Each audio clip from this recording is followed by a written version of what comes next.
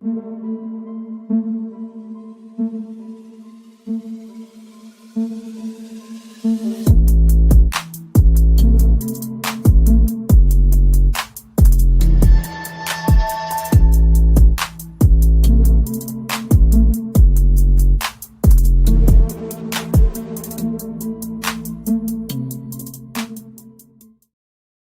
today's show, ladies and gentlemen, we're going to be talking about Aouar. We're going to be talking about Locatelli. We're going to be talking about a certain replacement for Hector Bellerin in the ranks. We're going to be talking about some of the young academy players possibly going out on loan to Premier League clubs, in addition to other possible players coming in, such as a Ruben Neves, James Madison. We already spoke yesterday about Tammy Abraham.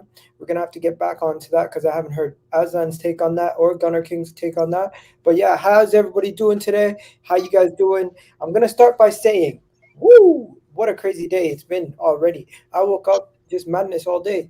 But yeah, Tammy Abraham to Arsenal, nuts. Next thing you got Tottenham joining the race, with Liverpool joining the race, with Manchester United joining the race for Aouar, and supposedly now Arsenal might be exiting the race for Aouar. That is in addition to the whole situation with Locatelli getting interesting. Juventus went to uh, Locatelli's club, which is called Sassuolo, and they told Sassuolo, we don't want to pay 40 million. We're going to pay 30 million. Take it or leave it. So at this point, it looks like it could be interesting. Things could get interesting. Roma, things are escalating with Roma right now. As we know, Roma were interested in buying Hector Bellerin. It looks like it's speeding up. But hey, first things first, I just want to say hi to Azlan, hi to Gunnar King, hi to everybody on Arsenal Inside Out, hi to everybody on my Twitter, and everybody on Facebook and YouTube. How you guys doing? All good, man. All good. Good to be back on the show. Some very interesting talking points, so I can't wait to get stuck into them. Yeah, good, bro, man. I hope you're doing well. I hope Gunnar King's doing well. I hope everyone in the chat's cool, doing well. Yeah, let's get the show started, man. There you go. There you go. So yeah, first things first. Before we get started, people in the chat, let me just say what up to the people in the chat. I have slowed down the messages, so you cannot message as consistently as usual because there is some messed up stuff going on in the chat lately. So I don't want that happening. I'm just gonna make sure that every 5 seconds you can comment, so there's no spamming. Right? Big up Mustafa. You're talking about Manchester United being interested in Aouar because of Paul Pogba. Big up Natish. He did a video on his channel. Be on the post. Check that out. My guy here saying big up Iga. Keep your head up. Fuck those haters. Fuck those trolls. Yeah, I got it. I already know. Other people, Brandon's talking about it. We got Arteka's in the chat now. Arteka's, how you doing? Yeah, bro, I'm fine, bro. Fine, bro. Good. People, do me a favor. Let's try to get this video to at least 100 likes. Smash that like button. And also remember, 50% of you guys who watch my channel are not subscribed. So let's hit those subscribe buttons so we can continue to grow as a channel and as a community. Now, first things first. Today, first thing I want to talk about is a certain Hector Bellerin. Hector Bellerin, Azan, Gunnar King, Arteka's, everybody watching, has said he's now willing to take a pay cut to move to Inter Milan. He's so desperate to leave Arsenal and go to Inter Milan that he's willing to take a pay cut. At this point, what do you guys say to Hector Bellerin? Do you just say let him go and take the pay cut? And you know what? If these guys even send him on loan, if that's what it takes. Because a lot of people are saying we're not going to get what we deserve for Hector Bellerin. A lot of people are saying, you know what, why are we sending him on loan? We should just sell him. But it looks like we are not going to be able to sell him. It looks like we're going to have a financial situation where we will not be able to get any return on investment right away until the club is 100% sure they're willing to buy him. Because of the situation that we're in, clubs know that we need to get rid of players, and they're going to run us down the mill. Right now, they don't have many options. Hector Bellerin does not have many options. Arsenal don't have many people knocking. It looks like the reports coming out, Hector Bellerin will take a pay cut to leave this summer to go to Inter Milan, and Inter Milan will receive him on loan with an obligation to buy. But originally, it was just an option. So I'm still thinking it's just an option. It's not even an obligation. So, what do we think about this, guys? It's kind of sad, isn't it? We can't even get 20 million for the guy right now. Yeah, I mean it is kind of sad, but I think it's kind of the market that we're in at the moment. You know, like COVID really has impacted clubs in Italy, especially. Inter are going through financial troubles as well with their ownership. You know, sort of pulling out some of their interest, their vested interest that they've got in the club. So they're really going through the mill at the moment. For me, as far as I'm concerned, Hector's been a good servant to the club. His past couple of years might not have been up to the standard.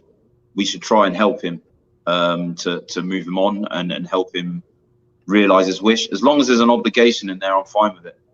I don't want to see an option. I don't care how realistic the option is. I think we have to protect ourselves as a club as well.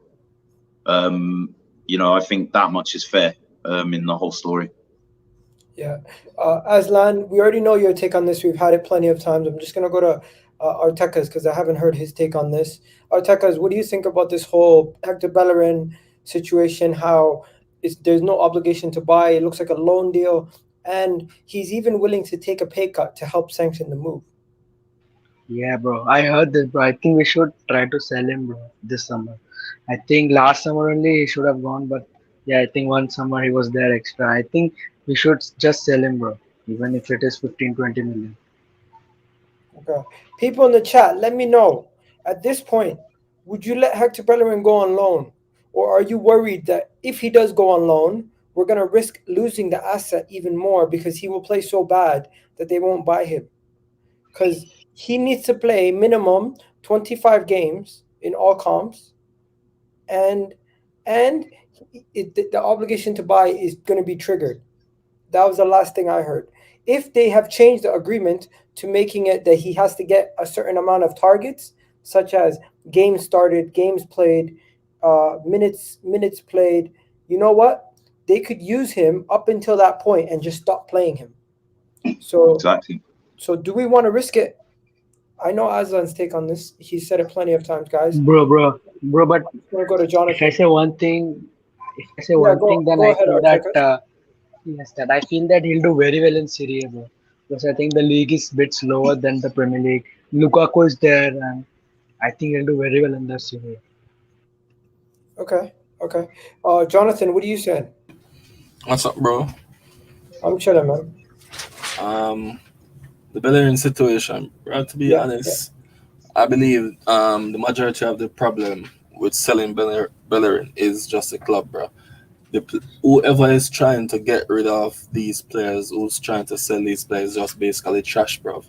For example, look at we're trying to sell Granit Xhaka to Wolves, right? And we're struggling. Wolves sell their goalkeeper for nearly 13 million. And we are trying to negotiate for a midfielder for 15 million, bro. And we'll sell their goalkeeper for nearly 30 million. So that just show you the different strategy in clubs. And you know what I mean? For me, it's not the club is the problem, it's whoever trying to deal with these transfers. And that show you the inexperience and all these things, which is why we're losing these players for cheap money, bro. If it's me and if it's Arteta, I would tell the club, watch here, just sell these players, because if you don't sell them now, I'm going to in deeper problem going down to the starting of the Premier League. So it's either you lose some to gain something. So that's what I see right now. So I would lose him for even 10, 15 million. I don't care, Rob. He's not good anyways to me. There you go. All right. Aslan. Can I just add my 2 pence, bro? Like, just quickly, bro. Yeah. Like, see, look, this is the issue I have. You know, when talking to my fellow Gooners, bro. As a fan base, we have a problem in overhyping, overrating certain players within our squad and our team, right? Now, if this football player was so good, the interest would have been coming thick and fast from July the 1st. This is a clear indication, a clear sign that this football player is average, right? And it's clear as day. Whatever teams that are interested in Hector Bellerin don't want to invest in him. They don't want to offer him a 5-year contract or a 4-year contract and actually buy him out from us. So the sooner we get rid of him, the better. And I agree with Gunnar King. Like, look, I don't want us to be bullied or backed to a corner or be pressured by other people, other clubs, where they can come in and just flex on us and then only loan this guy with an option to buy. I don't want that to be the case. At the very minimum, it's got to be an obligation to buy. But yeah, you know, in terms of price, 10, 15 mil, like Jonathan said, I'd be happy with. Okay, so quickly moving on to the next topic. Willian, we've already seen this picture numerous times, but the reason I'm showing you this is Arsenal must sell Willian. Willian's future at Arsenal is unclear this summer, and he is underperforming at the last 12 months. He's eating up a large chunk of the wages, and it looks like he's eating up a lot of his home cooking. So the man's 32 years old, and there's no upside at this point. And when you see people coming back from training camp looking like this, I don't care if he is actually wearing a weight vest underneath this. This is inappropriate. Yeah, I don't believe that that's a weight vest. I genuinely do believe that's his belly. And like anyone who's trying to convince me that he's wearing a weight vest because his sides are poking out, I don't think so. Does that look like someone wearing a weight vest to you guys, or does that look like someone who's just overweight? That looks like someone's been doing up Brazilian barbecue for the past week, bro. Like, do you know what I mean? Like, look, the disrespect as a professional footballer to come back to pre-season with that much weight on him is unreal, man. And what I don't understand is how Arteta can get this guy to select him to play. Like, this is a clear indication that this guy just does not care. This guy's past it. He's come to the club to collect a paycheck and just to retire and just to chill out. The sooner we can get rid of this guy, the better for us, man. This is unacceptable. Facts. Anybody have anything else to say about Willian? Bro, Yeah, yes, I bro. think- Yeah, bro, I want to say one thing. Okay, go ahead. See, we are paying him so much that I don't think that anyone is going to pay him that much. I don't think he's going to leave, unfortunately. The wages that we are giving him, and there was a report that he wants more than double of Higuain in Inter Miami, and he's not going to get that. So I don't know whether he will leave. Okay, I'm going to go to Jonathan next, or Gunnar King. Gunnar King left. Oh, no, he's still here. Gunnar King, what's going on? I don't know what's going on with your connection, bro. Jump back in. You go. Jonathan, go ahead. Yeah, we already spoke about this. I mean, I already said, if I'm Mikel Arteta, and this is a player that disappointed in the season before, and he show up trying to impress me for the upcoming season and look like this, bro, it's a straight no. I would tell the clubs, watch here, is either sell this player, cancel him contract or something, because this is disrespectful to me. And as you know, the fan base and Willian already, he's a boss, he's 32 years old, he's not going to get any better. So it's best to get rid of him right now than struggle with him for the entire. So that's my thoughts. Yeah, I hear that. People, I don't know about you guys, but Willian is definitely eating a large part of the wage bill, and he might be eating a lot of food too. So I don't know what's going on with him, but this is not the professional way to come back to training camp. You're supposed to come back to training camp at least partially prepared to play a couple games. All you're doing is getting match fit. As a professional, you should not be doing this. I'm not fat shaming him. I'm just saying, as a professional, he should not be coming to work out of shape. I'm sorry. As a professional, he should not be coming to work this out of shape. If you're a regular day Joe and you're walking around like this, there's nothing wrong with that. He's probably more in shape than everybody else. He's probably more in shape than myself. But what I'll tell you is, as a professional, as a seasoned professional, this is your job. Your work ethic should be on your body. Your professionalism should show in how well you take care of yourself. And this is unacceptable in many ways. I'm sorry. Anyone who says I'm fat shaming, you can say what you want to say. I am not fat shaming him. I'm literally just saying, as a professional, he should not be doing this. That is the reality of the situation. Am I wrong? Anyone tell me if I'm wrong? Like, I'm flabbergasted. How are you saying this? Like, this is literally unacceptable for a professional footballer to report to training camp this out of shape. One thing I wanted to say, Gal, yeah, with him being picked to play, I urge fans to like show a bit of caution. He's not being played because Arteta still favours him. I could name 5 or 6 players that were in the starting lineup that were purely in the starting lineup to get them in the shop window. They're depreciating assets in terms of their value, and the only way, you can't sell a car if it's not in the shop window, right?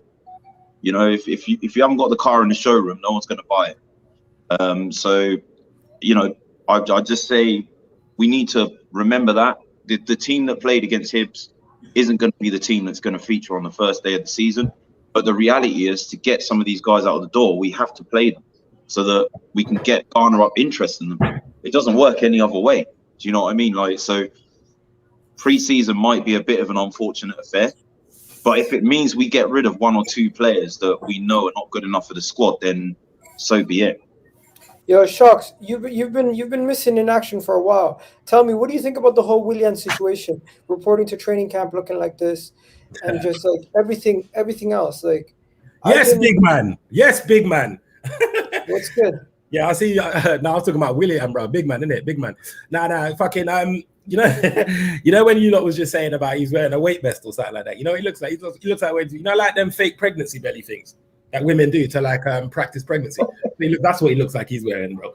Yeah, it's appalling the way he's come back. He's come back off pre-season, bro. Like, that's not the shape that you want to see any of your fucking players in, innit? But from what I hear, that's meant to be photoshopped, you know, because there was another training video that took place and he looks nothing like that now. So I don't know, he might have been bloated, like, he might need to take a shit. Like, I don't know what was wrong with him, like, but yeah, it's not cool to come back like that still. Arsenal person in the chat said, "Yo, bro." I saw that. Someone was saying that Arteta's having his first kid or something like that with Willian. Man, that was. It's a boy. That's what I see.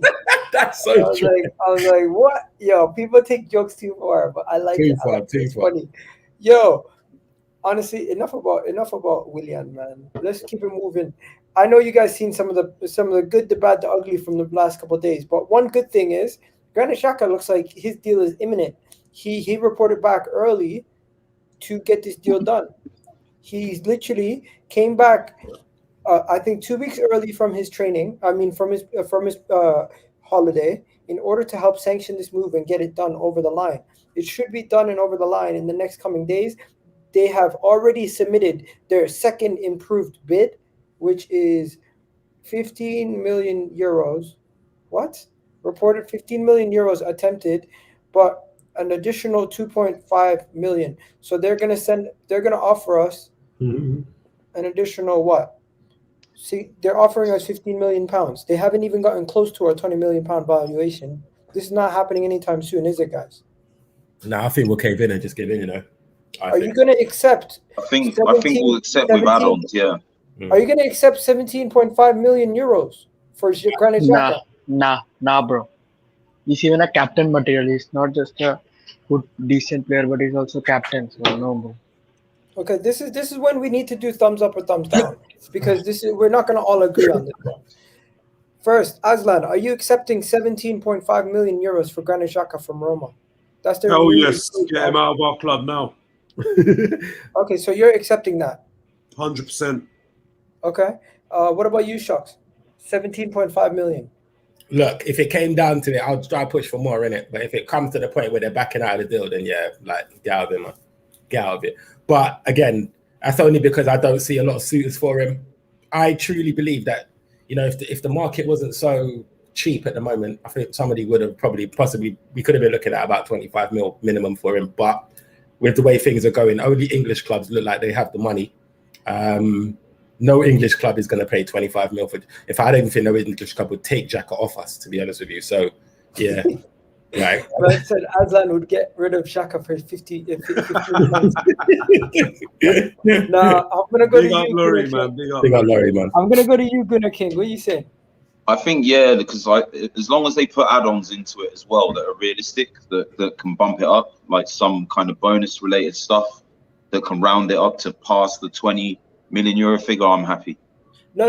They've already bumped it up. It was 15 million euros. Up to They bumped it up to 17. 17.5. So would that include like afterward, like add-ons, bonuses? Yeah, 2.5 of it is add-ons. Oh, is it? Oh, yeah, no. They're not It is even what it giving is. us. They're not even giving us 17 million up front. I think we need to stop looking at like, oh, how little we're selling these players for, because we can worry about profit when we buy these younger players that are appreciating assets. That's where our money will come back. Do you see what I mean? So, Gunnar King, though, this is what we bought players like Xhaka for. That if we was ever going to sell him, he would go for a fee higher than what we invested originally in him for. And literally pretty much everyone we've bought within the last 5 years, we didn't buy them to sell them for peanuts and piss. Do you know what I mean? Like literally I agree, every single person that we are selling right now and obviously we're not selling Saka or ESR or Tini or anything like that, but those are genuinely the only players that we will actually make a profit on. Every single other player that we've purchased in the last 5 years, we will not get a penny for. Even like Aubameyang, we would have. You couldn't sell him for nothing now. With that contract he's on with the last season, he just nothing. Couldn't get I reckon if we was ever sell Aubameyang, the most we get is 10 to 15 mil. Appalling. Yeah, but you know, at the end of the day, sometimes you just got to cut your losses and run with it. If you gave us 35 million for Aubameyang, I'll bite your arm off. If you gave us 30 million, I'll take it. And they laughed at me. I'm like, yo, our players are worthless because everybody knows we are trying to sell to make money, and we can't sell anybody. If our you was in that space last night. You heard what everyone was saying about Tammy Abraham. They genuinely believe that Tammy Abraham deserves to be an Arsenal footballer. I'm guessing we'll get into that anyway. Still, but yeah, we're gonna get into Tammy Abraham in a bit. Jonathan, what do you think about Granit Xhaka's value? Do you agree or disagree with that? Well, I strongly agree, to be honest. I mean, many fans should realize and recognize that Granit Xhaka has been trashed 4 years out of the 5 he's been here, bro. So I don't know why people expect him to be 25, 30 million. Bro, people need to understand that Arsenal already set a trend for themselves, selling players for less money than they're worth. So it's not a problem for me, bro. I already said Arsenal at this moment, we need to sacrifice all these trash, sell them for cheap to either grow, bro. Because if we don't sell them right now, we're going to end up keeping some of them and we're going to get worse. So we either going to start to release players. So better you just earn the little you can get and try to replace them with better quality. So that's just for me right now. It's not just their fee, it's their wage as well. Like what space they're taking on the wage bill. And I get like the counter argument would be if we sell one player for cheap, everyone's going to think all of our players are available for cheap. But what would be worse would be them staying, as James described, and then ending up going into next season with a bloated wage bill and squad still, and not the quality in the right areas. But to be honest, most of these players are cheap trash. There's a lot of things I need to get to, so I'm just gonna keep it moving in a second. Artekas, what's your take on the whole Granit Xhaka price? Artekas, you there? Is he there? Yes, bro. I'm there, bro. Right. So what's your take on the whole Granit Xhaka situation? Financially, would you accept that money? No, bro. Minimum 20 million, bro. Minimum 20 million. Yeah. We can see that they really want him, so I think we should be able to get 20 million. And even he has had a good Euros, so I think we should get 20 million. I think 15 is too low. 17.5 is also. But yeah, bro. Now AS Roma are bullying us for 2.5 million, bro. Okay, no problem. We got Gunnar Express in the house too. Gunnar Express, Granit Xhaka, 15 million euros with 2.5 add-ons. You taking it? Yep. Okay. We need that. Quick and We need easy. that answer. Quick and easy. Okay. My G, next. my G. See, Before we get on Joe Willock, he understands. before we go on Joe Willock, I just Utter want to dross that we need to get rid of, bruv.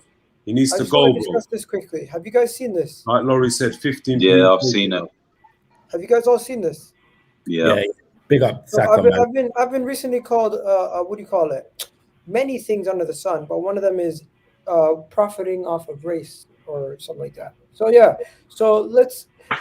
Cashing clearly in this is what I'm doing, on right? being black, apparently. Yeah, Fuck apparently. that means, But bro. yeah, supposedly, allegedly, all those words you got to use in order to not get caught in legal action. Yeah. But yeah, so Bukayo Saka did his whole video. I did this whole video on Bukayo Saka yesterday. If you guys want to go check it out, I read the whole message of what he said. And you know what? For Bukayo Saka to apologize and to apologize to the whole country and say, you know what, I'm not going to let this destroy me. I'm not going to let this break me. And for him to go out of his way and make it known that this is not the end, and he almost promised the nation that he will redeem the loss that they had in the Euros. You know what? You got to be very, very, very. This kid's made out of some tough He's stuff. strong. He's strong, man. He's very He's strong. got nothing to be sorry for. Yeah. There is no. Not a single thing. Let me just read. Nothing. Let me just read one thing he said. There's no place for racism or hate of any kind in football or any area of society. Majority of people come together, calling out people sending these messages and take actions and report these comments to the police or drive them out of the hateful kinds that they are. We will win. And you know what? Love always wins. That was his final message. This guy right here, man. I want to ask you guys about this because me and Gunnar Express were already talking about it the other day in the Tish. But I want to ask you guys, and I'm gonna start with Jonathan. Jonathan, what do you got to say on this? Don't worry about that, man. You know what I have to say on this. You see the post from Hudson Odoi? No. I think he's going to change. I think he's going to change from England to. Ghanaian. He's got Ghanaian. Oh yeah. But he's always played for England. Arsenal's bid for Locatelli was accepted. What the hell? Yeah, it's always been accepted, bro. But they want to talk with Juve first, isn't it? But apparently Juve are only offering 10 mil with 30 million in add-ons after the first year. So it's what's it called? But yeah, our bid was always accepted, but they keep saying they want to speak with Juventus and fresh it out. So we're not installment FC now, yeah? There are other big elite teams out there that pay in installments as well, yeah? You probably will fucking still. Bro, Liverpool are applauded for playing in installments. I want to hear no more banter about Arsenal being installment FC, bro. Anyways, continue what we going to say. Yeah, Egal. For me, I strongly believe all these black kings that play for England should just switch allegiance and go to their background, bro. You know what I mean? Because this is something you realize, because I am Jamaican, right? Yeah. And if a player in Jamaica play bad, let's say in the World Cup, let's say we make it in the World Cup for the first, and we get slapped every match, the only thing you're going to hear is that the players are trash. Isn't it? So the players cannot be racially abused. I've never seen people out here really being racially abused because it's a black nation, right? So I believe all these black kings that play for the national team in England should just switch and play for their birth country, bro. And that's what I strongly believe, because this is something that's never going to go away from England. I'll tell you one thing though, James. What you just said is beautiful, because if every single black player, have you seen, if you take out all the black players out of England, you know you're only left with Pickford and a lot of trash players. No, not even Harry Maguire, because he's Irish, isn't it? Pickford and is it Luke Shaw? I think it's Hurricane. Harry Kane. No. He's got Irish roots. No, Declan Rice and Jack Grealish, bro. No. Yeah. No. But Harry Kane is as well. I think he's somewhere down the line. He's Irish. Oh, I didn't know about. I don't know about that. I'm not sure. There's only 2 people in that England squad that would be that would actually officially play for England. That's true because Declan Rice and Jack Grealish is Irish for real. They're Irish, so. yeah. I'm sure somewhere that Harry Kane has. All right, let's just say it's Harry Kane and only Pickford, bro. England are in fucking trouble, bro. Are you crazy? Are you mad? Listen, if I was if it wasn't for Sterling's goals, would we have even gone to the final, bro? Say that again. Nope. If it wasn't for Sterling's goals, would we have even gone to the final? Nope. Unless we were trying to get there on penalties, which we can see that the penalty takers ain't that good anyway. You guys weren't going to the final if it wasn't for the black players. Let's be real. You guys aren't qualifying if it wasn't for some of these guys. Let's be real. If everyone no, but I agree with Jonathan, bro. Like, the non-white players that represent England, bro, if they represent their actual heritage, you know, I reckon they will do better on an international level. You know, for the player itself. I think the only reason why they represent England is because, like, it just has that major pull, because obviously England is the birthplace of football, and you know, like the sponsorships that comes with representing England is greater. So I think the appeal to represent England, born in England, bro. It was in Scotland. Puts you more on a you know, it puts you out there on a wider scale, you know. Yeah. Enough about that, because I did 3 videos on this now. I want to move on to the next topic. If you guys don't know, Joe Willock has caught the eye of Patrick Viera, and Patrick Viera is currently the manager at Crystal Palace. He is interested in getting Joe Willock on loan and stealing Newcastle's loan deal underneath their feet and acquiring him on a 1-season loan at Crystal Palace. Now, wouldn't you guys rather have him go to Crystal Palace, play under Patrick Viera, rather than Steve Bruce and Newcastle? Or do you think we should just keep him at Arsenal? Willock? No, go ahead, Shocks, bro. Go ahead, Shocks. Yeah, I've been hearing the uproar and stuff. I'm with you guys, man. Like, what's the point? We loaned him out last year. He done well. He's come back. We're going to loan him back to the same club. What are you trying to prove here?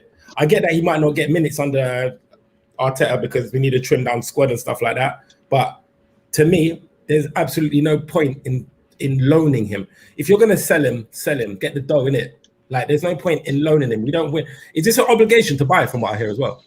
No. No. So is there an option to buy? No. I did hear that there's something in that clause. What I seen was something about £15 million. 1 second. That's way too low. The obstacle is a £15 million difference in valuation. If Crystal Palace wanted an option. Right. Well, nah. It's the wrong move, if you ask me. If you're gonna, don't loan him, sell him and move on. If not, then keep him and play him. Let me tell you something right now.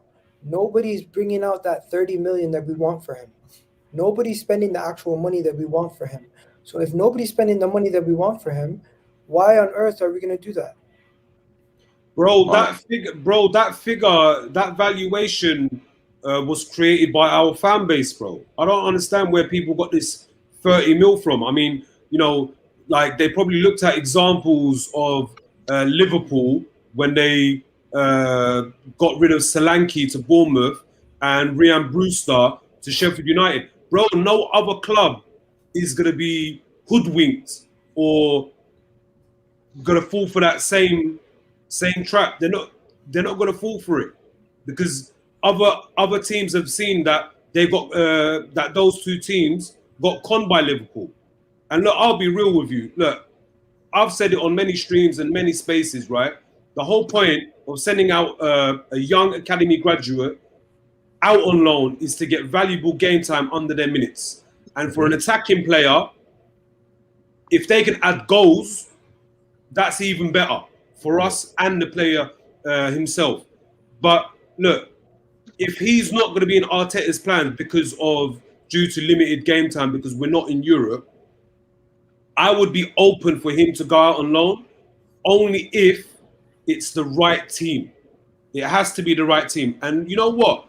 I would be open to the idea of him going to Crystal Palace, because what better way for him to develop under one of our legends? He was a central midfielder. He was a box-to-box player, which what I see Joe Willock in. Yeah. So I feel he would go there and get the valuable game time, hone his skill set, develop even more, hopefully get even more goals, and then this time come back, and then hopefully the fan base would accept, you know what? Joe Willock can add something to Arsenal. Because he's like, for me, from my view, he's the last person who should be on that transfer list. Agreed. And the thing is, look, I agree with Aslan. My thoughts on Willock, but one counter I want to make is I definitely see the appeal of going to Palace under Viera, especially given that he was a midfielder that played in the same position. You look at Lampard and Mount and how Mount's career developed under Lampard's management, can see what that can do for a player. But what I would say is going to Newcastle would represent less of a risk. He's already gone there and had an impact. He's already earned the trust of the management, the players and the fans. All it would take at Palace is a few games of not having a great deal of impact, and he could be on the bench for all we know. So there is a counter to it, but I definitely side a bit more with Aslan in being like him getting minutes and game time under Viera could be pivotal for developing his career as a midfielder. Okay, can I ask everybody a question? I just want yes or no, or no. Yes or no. Do you see the value in sending him out on loan? Yes or no? Again, this season. No, I don't. You don't see it? Personally, I want him kept, and I want him tried in the first team, but a lot of people shoot me down for saying that. Junior Express, do you see the value in sending him on loan again? No, you should sell him. It's a purple patch. He's not that good. And he's shown that at Arsenal. His best ever, performances at Arsenal were under Emery, and even then, he wasn't the greatest. So again, I don't have trust in Arteta to make players like Willock better than what they are, or to make them, as good as they can be. So just sell him. Harry? I think you've just got to sell him. Sure, that's Harry, bro. You've just got to sell him. I think this £15 million price tag, if that is what the club's valuing at, then so be it. But it should be more. But I don't understand how people can tell me he'd work at Arsenal. There's no proof. He played in a 5 at the back at Newcastle in a team where you've got a lot of space and time. Something at Arsenal in a 4-3-3 and counter attack 4-2-3-1. Exactly, he played counter attack, which is not what Arteta wants to do. As well, he didn't start games. Came off the bench virtually every game. So what is this whole narrative of Willock should start this and that? No, he shouldn't. Okay, let me just read this comment. Wayne says, sell Willock. He will not recreate what he did at Newcastle at Arsenal. The 100%. Team did not sit in the low block defense against Newcastle. He's average. Now, in my point, I kind of disagree. I wouldn't say he's average, because what he's done at the end of last season was really, really good. So if you have a big teams against all the top teams, if you have a choice to loan him out or sell him this season, you would sell him, even if we don't get the valuation that I think we should be getting. Listen, Igal, I'm a man of second chances, yeah? But with this case, there's an exemption. And this exemption is, if an offer were to come in, he will not receive his second chance, and therefore I will sell him. I would sell him 100%. If a decent offer came in where he could improve on the players, yeah, 100% he could improve on the players, yeah, we could 100% we should do it, bro. 100%. Okay. I disagree. Just one little comparison, yeah. When we sent out Emil Smith-Rowe to Huddersfield, can someone please enlighten me? His stats. How many games did he get? How many goals did he get as an attacking player? Fact. Why is it suddenly he's come in the second half of the season? Look, he had some key moments, but throughout those 6 months, he he didn't pull up trees. He got 2 goals, 2 assists in 19 games. Well, There you go. there you go. So why is it like suddenly we're hailing up Emil Smith Rowe, but we're turning our noses up on Joe Willock? I don't get this. I don't I don't understand either. It's not one I second. don't know. It's not that we're Because turning our noses on. when he's played on at Joe Arsenal, Willock. he's played well. That's why. Arteta does Willock's not never played see. well. Arteta does not see how he's going to get Joe Willock game time this season. One thing I'll say about Willock, right, I've is the game time that Willock got. I've retweeted a clip of a compilation of Joe Willock, right? The skill set that he has, none of our midfielders have, bro. I'll be real with you. The other thing I want His to ability to carry the ball, the ball, I don't see in any of our midfielders. I don't see it in El Nene. I don't see it in Granit Xhaka. I don't see it in Lucas Torreira. I don't see it in. Who else have we got, man? Partey can do it, and Partey can do it better. Okay, look, apart from Partey, I'm excluding Partey and Emil Smith Rowe. But the other three players that I've named, right? They don't possess that skill set. Yes, they're probably more defensive minded, but we need options, bro. We need options. One thing I want to say about even if him coming off the bench, he can make a major impact.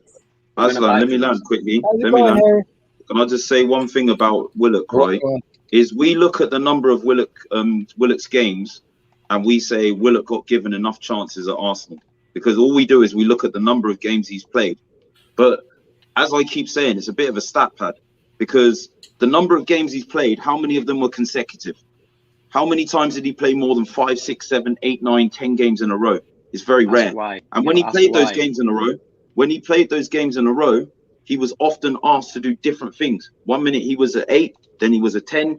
Sometimes he even played wide. He got shipped around. He got moved around. Yeah, he never got given a place that was made his home, that he could develop his game under. And when you're a young player, you need that.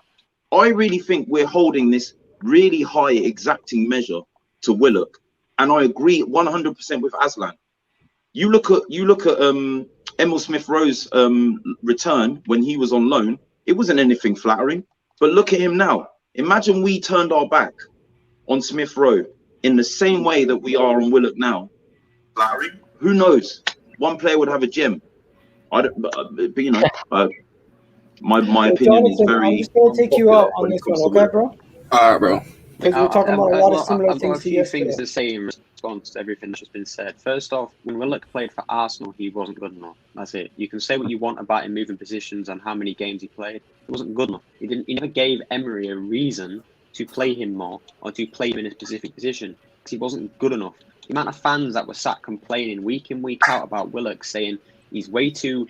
He doesn't have the decision making. He takes a shot too early. He doesn't make the pass that he needs to make. His passes are inaccurate. This and that. Every single thing that was ever said, it's as if people are just forgetting how shit he was for Arsenal. That's it. I'm sorry, he was shit. He was just shit for Arsenal. He wasn't good. Yeah, but how old was he back then? How old was he back then? Wait. That was 2 years ago. That was when he was 2 years younger.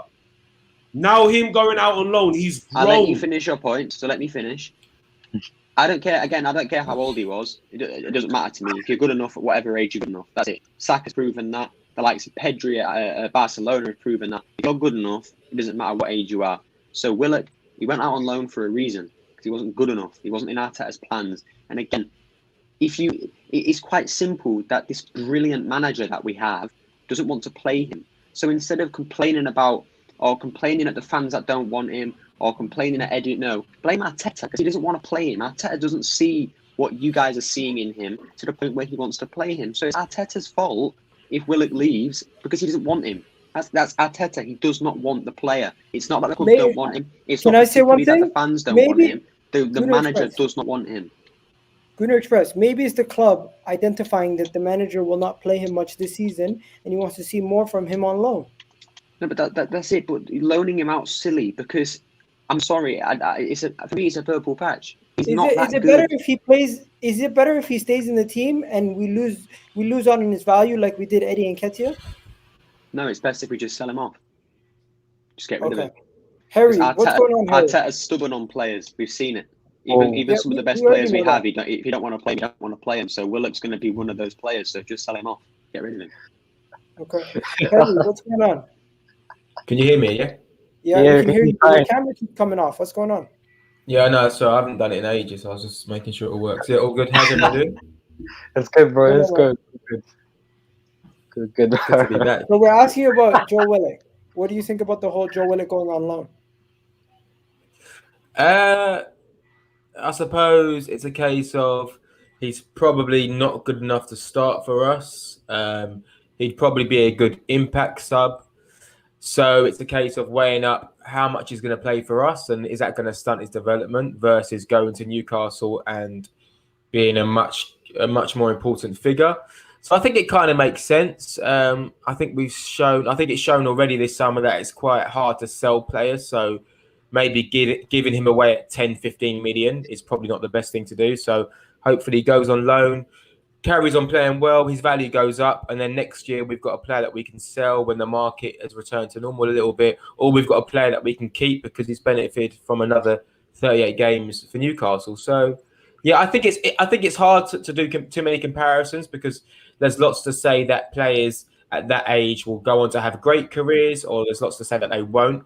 I mean, there's many examples of players who haven't really played at the highest level and then they've turned out to be absolutely world class, like Harry Kane, for example. Even if you look at Jack Grealish, his rise has been really, really gradual. I mean, he's 25, 26. It's only the past year to 18 months have we all stepped back and think, wow, Jack Grealish is amazing. Whereas 3 years ago, if we signed him from Villa, I'm sure we all would have been, we signed the Championship player. So Look how late Virgil van Dijk peaked. Yeah, exactly. Yeah, so I don't think it's a case of him. Sorry, man. Of him not being. No, I don't think. No, it's a great example. I don't think it's a case of him not being ever being good enough for Arsenal. I just think at the moment we're in a position where we can't afford for too many players to find their feet and give him the 10, 15 games to make mistakes and come back from it and learn. Like we're just too cutthroat at the moment. Arteta, I don't think has that luxury to do that. So, I mean, I'm all for loaning him. I would have cashed in on him if we got the right offer, but I assume we haven't. I assume that no one's come up with the 25, 30 million bid. I think Newcastle would be the only real buyers, right? And I just don't think they have that sort of money. So I think a loan deal makes sense. And then, yeah, see what happens. I'm not a huge fan of Joe Willock. I'm not saying he's bad, but I don't think he's particularly amazing. I think he needs to develop everything other than scoring goals. I think he needs to be more responsible on the ball. I think he needs to learn that pivot play of being a centre midfielder that can get the ball off the back four, be a bounce ball, distribute it wide. I've never seen that part of his game. So that's something I think he needs to improve. Or he doesn't, and he just needs to focus on being a goal-scoring midfielder. He kind of gives me Dele Alli vibes as well. Like a player that's really good off the ball, good at making those last-minute runs. But as players like Dele Alli, even Lingard have shown, like if you're not offering more consistently, sometimes you'll be left out. Some people disagree with you, Harry, but it's okay. We're moving on to the next. We're moving on to the next topic. We're moving on to the next topic, and I'm just going to educate everybody on who this is, right? So this gentleman here, it's reported that Arsenal are in for Koopmeiners. Arsenal are reportedly plotting a move to land AZ old-class Koopmeiners. Okay, so how do you pronounce that name? Koopmeiners. No. Listen, my mom's got a Dutch passport, so let me pronounce this here.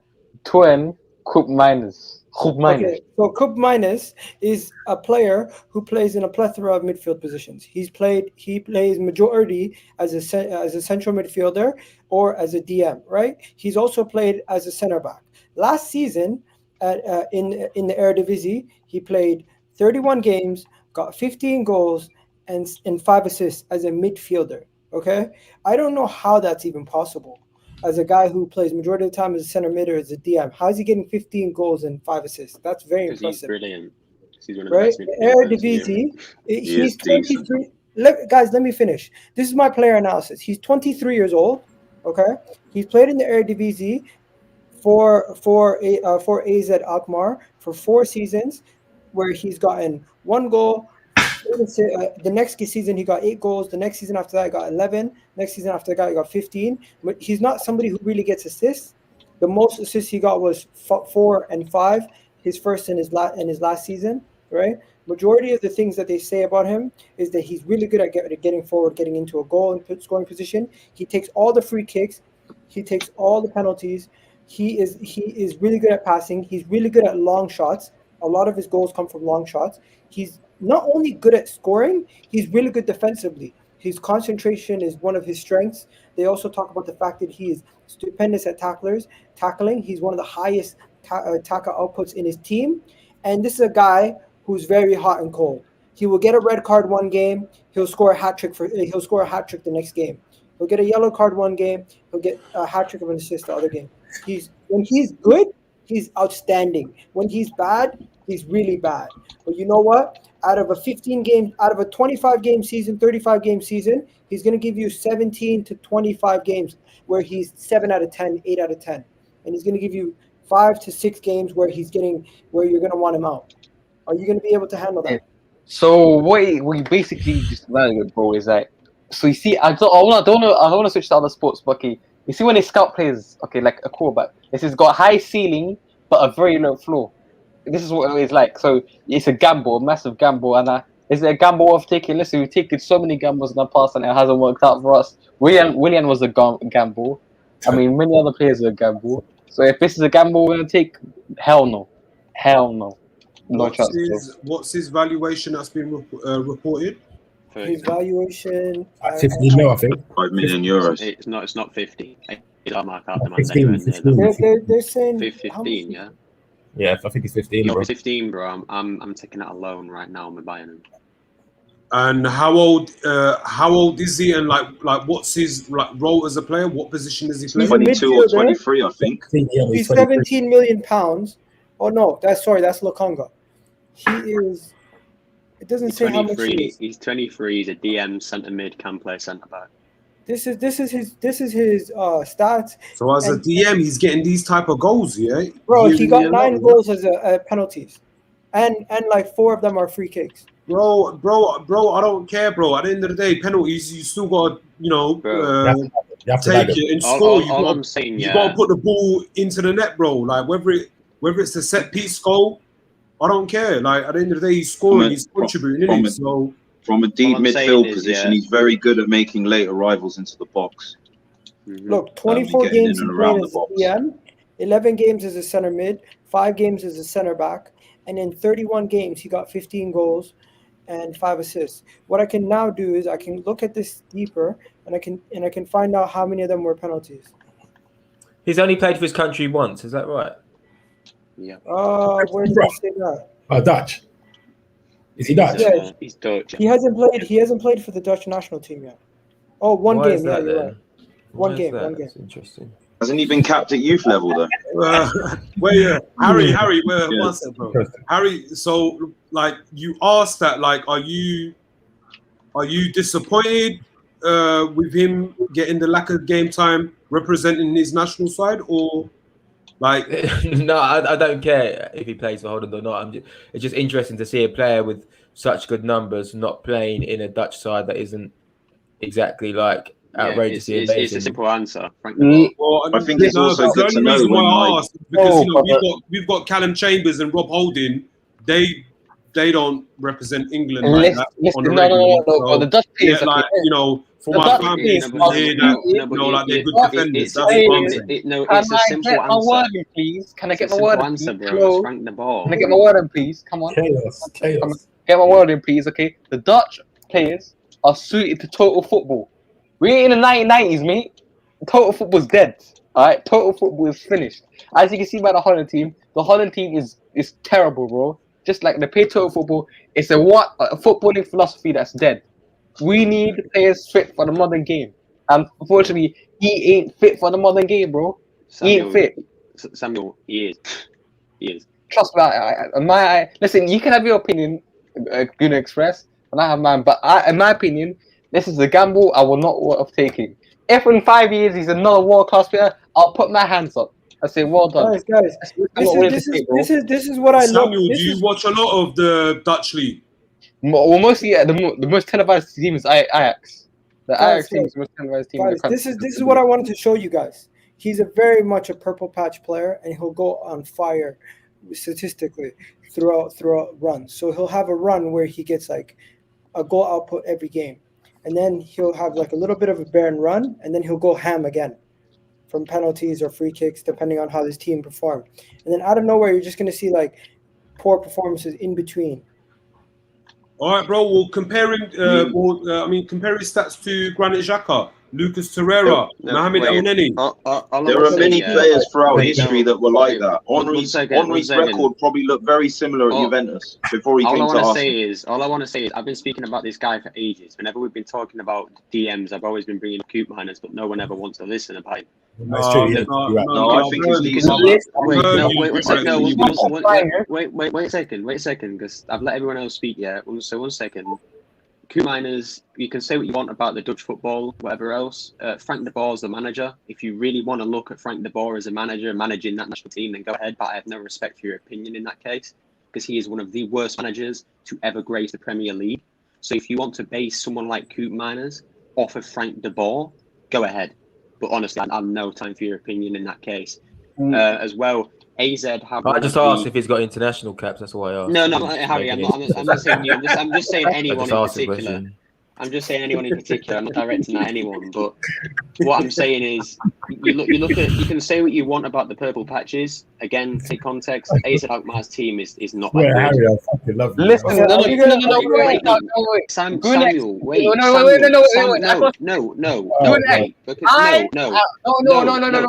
I'm going to the Netherlands on Sunday. Okay? If you really want it, I'll pay him a visit.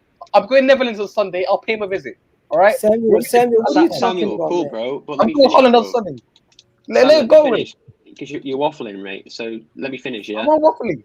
You're talking like that. You're going to the Netherlands, bro. Go say hi to bro. him. I'll go. I'll drag him, bro. I'll drag him here if you really want him. Give me the money. Okay. Yeah. So cool. So as I was trying to finish, AZ Alkmaar aren't a great team. Yes, they're probably third, fourth, possibly fifth best team in the Netherlands, but look at what they're doing right now. You've got Boadu, who's the main striker, who's leaving.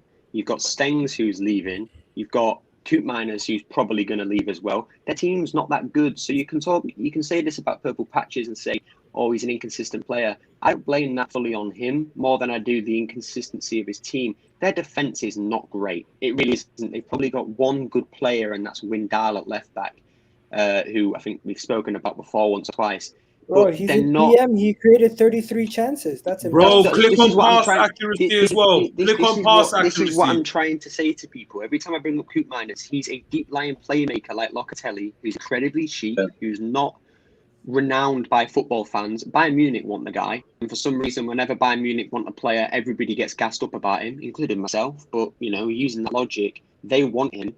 He's one of their main targets. So for me, that says it all. He can play centre-back, which, yes, we might not need him at centre-back, but having that versatility, the ability for him just to be able to go there once in a while could be great. CDM. Definitely a midfielder. Fill in that role. That's what I'm saying. He can fill in three main roles that we need filling. Centre-back, DM, CM. He can create chances as a DM. He can score goals. Yeah, it might be penalties and free kicks, but like Aslan said, you've still got to score them. You've still got to be able to step up and take them. We don't have the greatest penalty takers. Yeah, we have Aubameyang, Lacazette, whatever else, but they're old. Pepe is inconsistent. And then who else do we actually have as a good penalty taker? So having Koopmeiners is another one. Having that, there's free kicks. Obviously, if he can score free kicks, that's helpful as well, because for some reason, Pepe doesn't get enough trust anymore as a free kick taker for whatever reason. So for me, it's £17 million. Or whatever it was, 15 mil or whatever you said, Shops, bro. I'm sorry, bro. That's cheaper than Lokonga, and for me, he's better than him now. I'm not saying he'll be better than him in the future, whatever else. I'm not trying to rip on Lokonga, but the guy is quality. Koopmeiners is brilliant. He's wanted by Bayern. Liverpool were interested, I think, in January. Teams want him. He's a great player. I think he's represented Holland at every youth level as well. Yeah, exactly. He will represent Holland sooner or later. But, Wijnaldum for me is one of the most underrated midfielders in the world. People act like he's crap. He isn't. To play ahead of Wijnaldum's not easy. It really isn't easy. So, again, I'm not saying Harry, I'm not saying anyone here, but anyone that would use that argument of not being in the Dutch team, you've got to look who's ahead of him for a starter. Again, the likes of Wijnaldum, who the manager is, Frank de Boer, who's just a moron. And you just got to look at him at AZ Alkmaar. And, okay, you might not like the stats, but go watch some of his games. He's quality. And the inconsistencies, for me, come down to his team. So we should be buying him. He should be a target straight away. Okay, so we missed a lot of the comments. Guys, I just want to know. At this point, we've gone through him. We've gone through his stuff in detail. I'm just going to show some of the stats, and then we're going to keep it moving, right? and then I'm gonna ask everybody as I go. So first, I'm gonna go to you, Samuel. So you said no, Green or King? What'd you say? Yes or no on? I definitely like the player. Yeah, I've watched him play. Yeah, I definitely like what I see. I think there's something I'm on my that computer. can be worked with. I continue. I'm home, guys, so my mom comes into my room. My son won't leave me alone. Jesus Christ, I'm fucking up. Hello? Continue. Oh yeah, I think he's a player that can improve, like with game time. Yeah, Laurie, I know Frank de Boer's left, but he left like they haven't played a game since he left, so my point still stands. Like what? All right, guys, let's not go on the same point. My point is, let's look at his stats. The guy, I know we're not stat merchants here. We've gone through the games, looked at the game logs. Now I'm going to show you guys his stats. He scored 15 goals, got 7 of them were assists. He took 12 direct free kicks. I can't figure out how many of those were actually goals from free kicks on this app. 5 assists. He created 33 chances as a deep line playmaker. That's difficult. Let's be real. Passes, total pass attempts, pass Look at the forward passes, bro. Yeah, can you like center it so like? This is on the right is Xhaka's forward passes. On the left is his forward passes.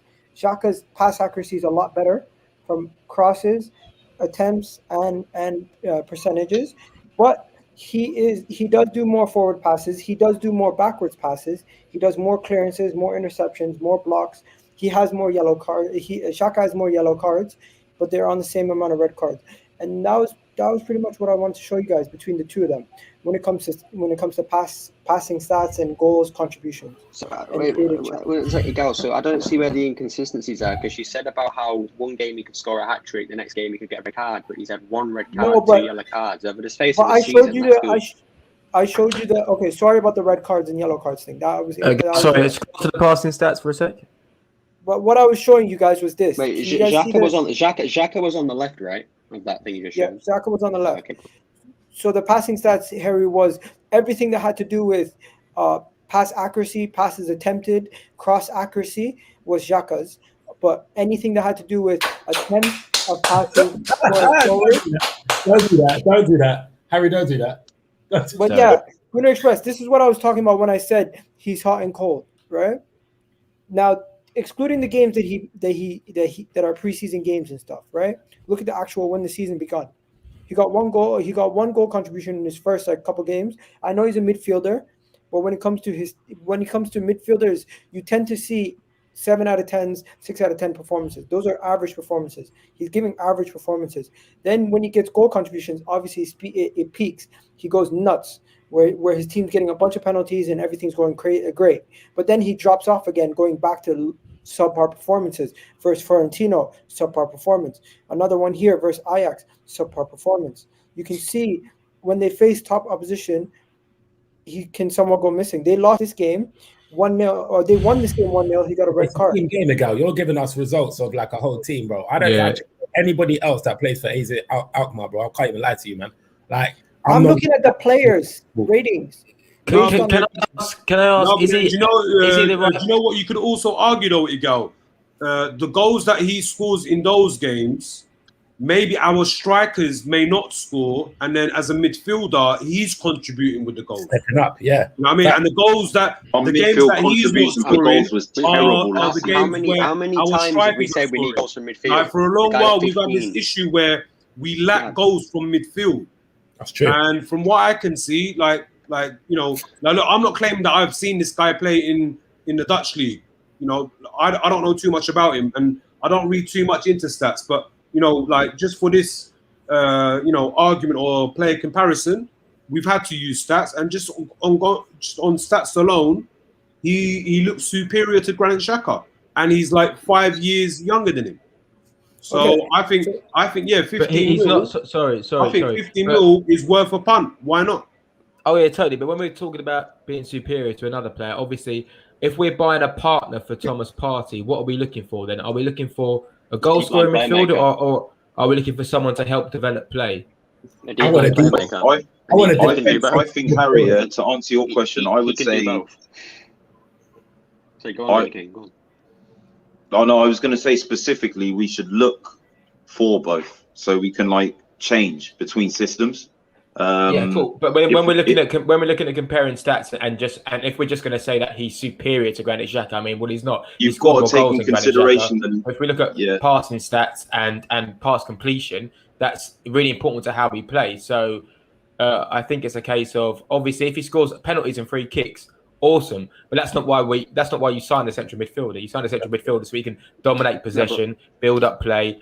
You know, good forward passing and pass completion. So you've also got to consider how much easier pass completion and all these things are in the Dutch league when you do have a bit more time on the ball. You know, like no. But Gunnar, you got to look at it like how easy it is for pass completion with your Granit Xhaka, literally taking the ball from Mustafi and then passing it back to him, and then getting it back to David Luiz, and then getting it back from him, and then passing it to. I'm sorry. A 90% pass accuracy is good, but you've got to look at why. How many? Again, you can look at the stats and say, "Oh, yeah, see this many forward passes." Look at Arsenal fans and the general eye test. I know with Xhaka, it's not too fair because a lot of people do just not want him to. They don't look at him when he's good. But one major issue with Xhaka and Elneny, especially Elneny, is it's always sideways, backwards. It's not forward enough. And that will make your pass accuracy slightly, not as good as you want it to be, in the sense that it's 90%. We got to move it along. Gunnar Express, we've spent so much time on this. We've gone through the stats. We've gone through everything. We've introduced a new player to you guys who some of you guys have not seen us talk about all summer. So this is great. We haven't done that in a while. But first, Samuel, you said no. Gunnar King, you said maybe. Gunnar Express, we already know what you think. You said yes. Aslan, you said yes. Harry, you're saying this is not why we're signing a midfielder to score goals, DM to score goals. I get that. But are you still interested in him for the 15 million price tag? Would you be interested in buying him? Yeah, I mean, definitely. At the end of the day, we've got Thomas Partey as our central midfielder, right? Who else have we got? Elneny and Granit Xhaka, who's going. So, yeah, I mean, if he's going to come in and do a job for the team, then great. I just don't think we should get lost in stats in terms of him scoring penalties and free kicks. So to flip it on its head, if Granit Xhaka scored 10 penalties this season, I don't think that would change your opinion on him. Do you know what I mean? So it's the same. It's the same thing, really. It's about. Okay. Let me just stop you right there, Gunnar Express. I'm sorry. I'm stopping you right there, mate. Shocks, your turn. What are you saying on this? I keep it short and sweet, bro. I'll take him all day, man. Yeah, price, stats wise, it looks good. Yeah, I mean, we looked at the stats. They're decent for a 17 million pounds, 23-year-old player coming from the Dutch league.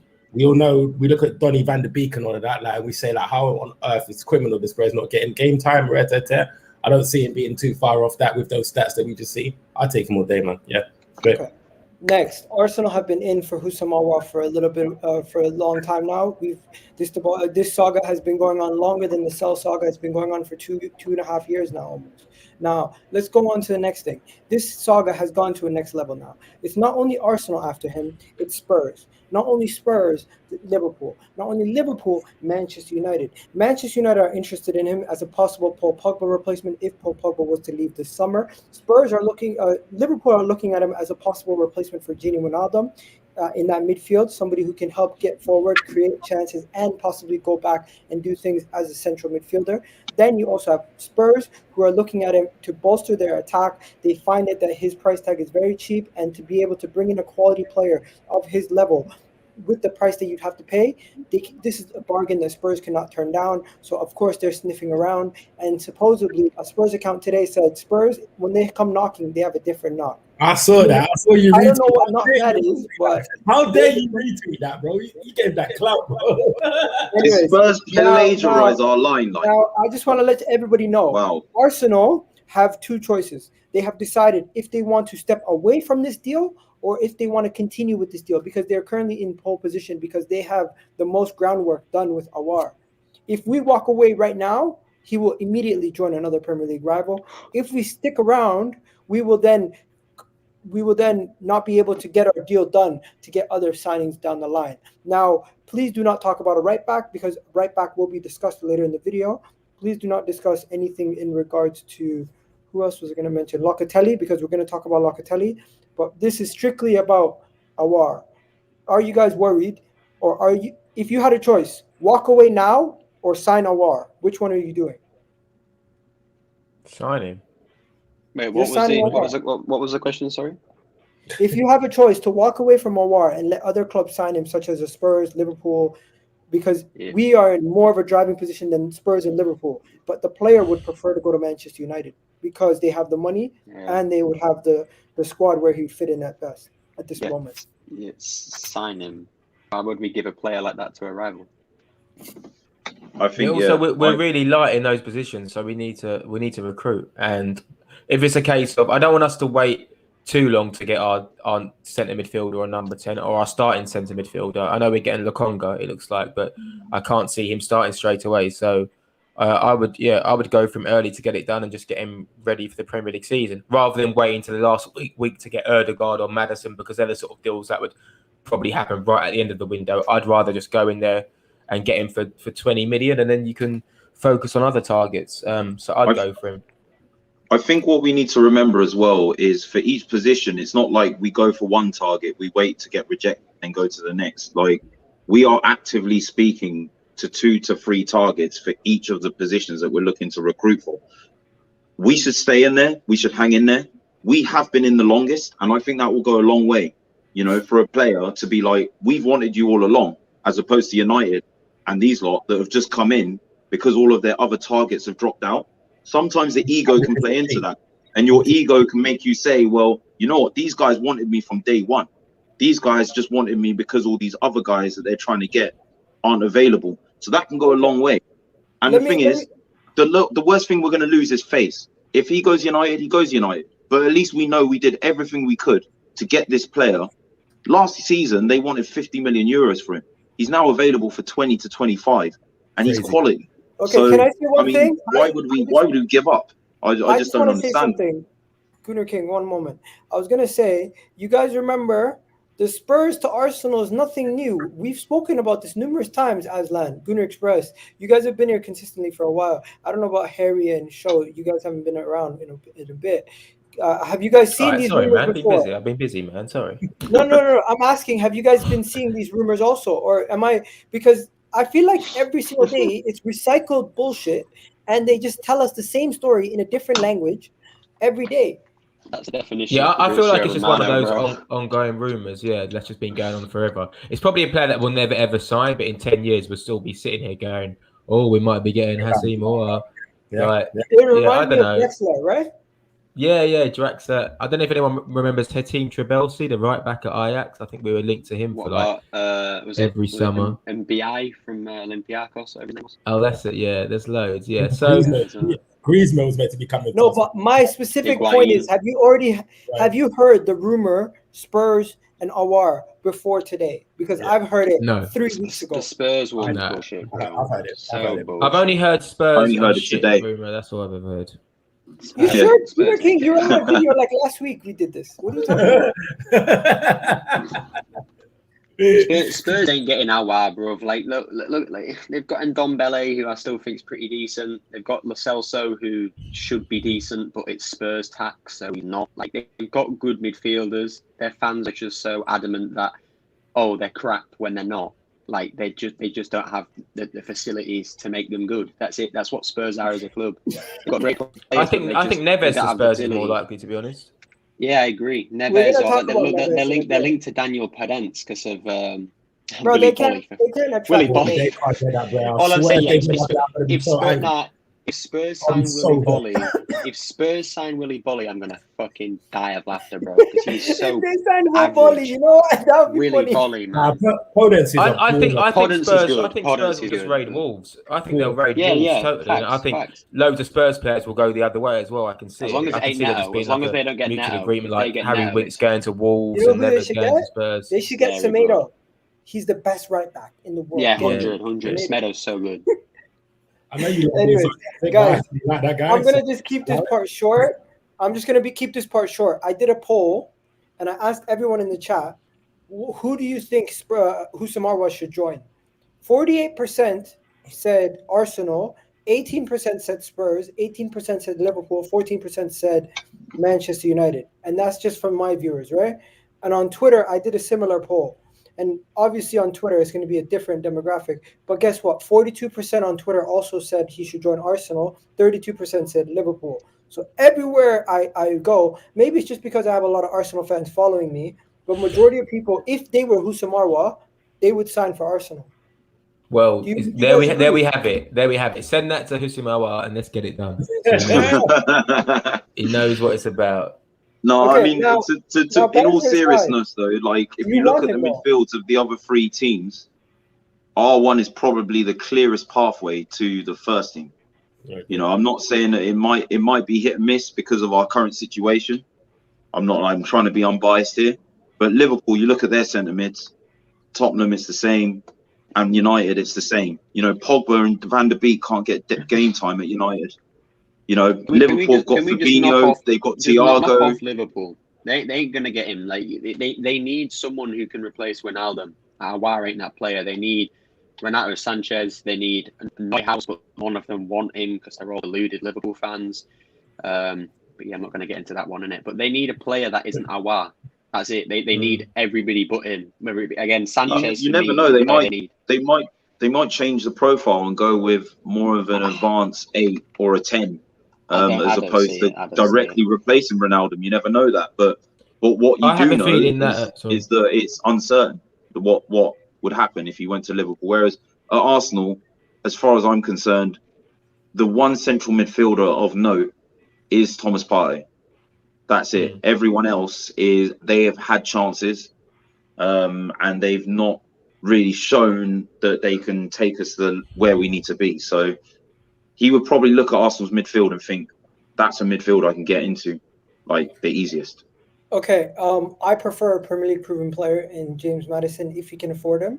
But if he cannot afford him, I'll take Houssem as a backup. Agal, so but how you're thinking now is totally what I would say. And this is where we kind of like hurry the ball to make signings. But these are the things that they'll be saying. They're saying, right, if we want James Maddison, that deal can really only happen in a few weeks because it's just going to take time. So what do? Do you go out and sign Aouar now just to get it done and appease everyone and be like, right, we've got our centre mid? Or do you wait until the Maddison deal becomes a little bit more likely? But then in that time frame, Aouar might choose somewhere else. You've almost got to keep Aouar as close to you as you can, but try to work on that Maddison deal, try to fund that deal, make it happen. So these are the conversations that I'm sure the people in recruitment will be having. And it just shows you that, you know, if you want Maddison, it's going to cost you £80 million or whatever it's going to cost you. That's not a deal you make in a week. That's a deal that takes a lot of time to construct and convince the player and the agents. But in the meantime, Aouar could just go Spurs, and then you've lost your player. So I think it's going to be interesting to see what happens. Yeah, let me just ask. I want to see us get both. Worst case scenario is what could actually happen is we wait all of them weeks. And we get none. Like what we did with Aouar last year, right? We wait all of them weeks just to turn around and say, yeah, guys, sorry, man. Now, guys, we're gonna play fake news, real news before we go any further. Okay, so I'm gonna go to everybody one by one. Fake news, real news, and Aslan, yo. Yes, bro. Ainsley Maitland-Niles to Crystal Palace. Fake news or real news? Real news. You believe it? Well, as a loan, right? As a loan, yeah. Yeah, I think it would be a good move for him. But I mean, personally, me, I mean, personally, me, I'd be all for it because, you know, like I just feel that he's been given plenty of chances at right back. He wants to play at central midfield. Manager obviously doesn't see him playing there. So yeah, maybe if he does go to Crystal Palace under Patrick Viera's guidance, you know, maybe he could possibly play for a move away.